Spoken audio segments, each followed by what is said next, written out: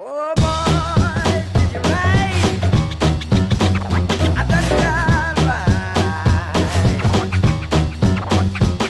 But I can keep my mind in track. These old bars about to break my back.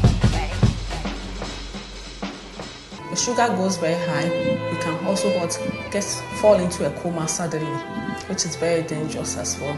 Remember, our lifestyle is making diabetes more common.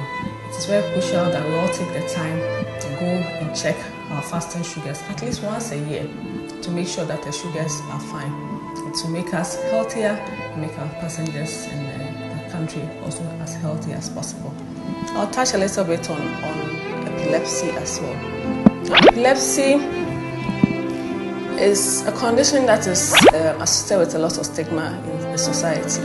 It is what we would describe as an abnormal electrical function in the brain. It's not a spiritual attack. It is just, imagine the wiring in your house is faulty.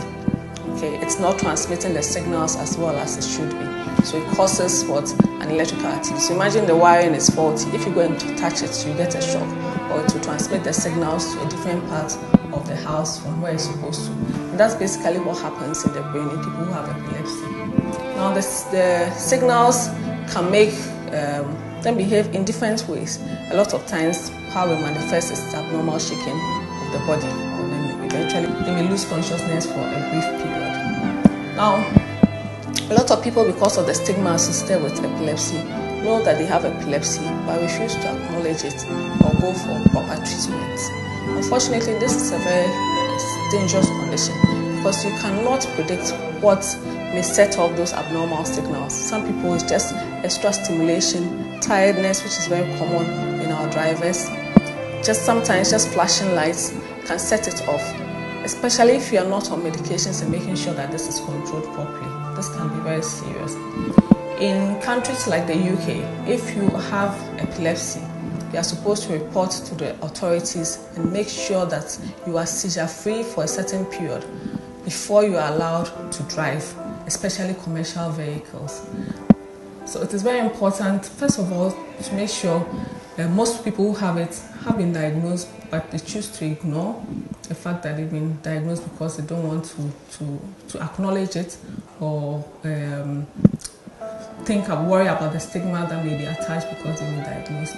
But it's very important that we take our medications, make sure that we are seizure-free for a certain period of time or having no fits for a certain period, at least 6 months to a year, before we are reviewed by the appropriate authorities, which is usually the neurologists in the country, and are allowed to drive, especially commercial vehicles. Because the consequences when you have a seizure on the road can be very devastating as well. There are other things that may also affect our safety on the road, apart from fatigue. Because we are tired or have lack of sleep, a lot of drivers take stimulants to make them able to cope with their required quota or what they want to do during the day. These stimulants as well can affect your blood pressure, can affect your stress levels, can affect your sugar levels, because a lot of them contains high amount of sugar and caffeine. And in the end, this is also going to be detrimental to your health. Because even though it makes you very alert, maybe for a brief period, in the end, it's all compounds and worsens the situation. We recommend, as I said, there's nothing like sleep. Make sure you have good amounts of rest and make sure that you are safe on the road as well. Apart from making you safe on the road, in the long term, it is better for your health because it's linked with almost every disease now that we can name or think about.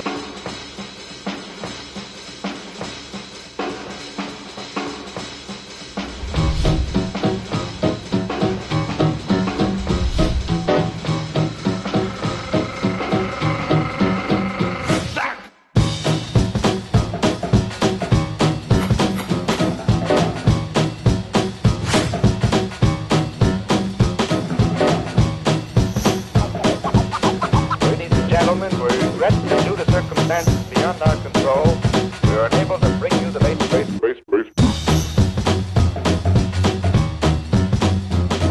Oh boy, did you ride? I thought you ride. Doctors for Road Safety is powered by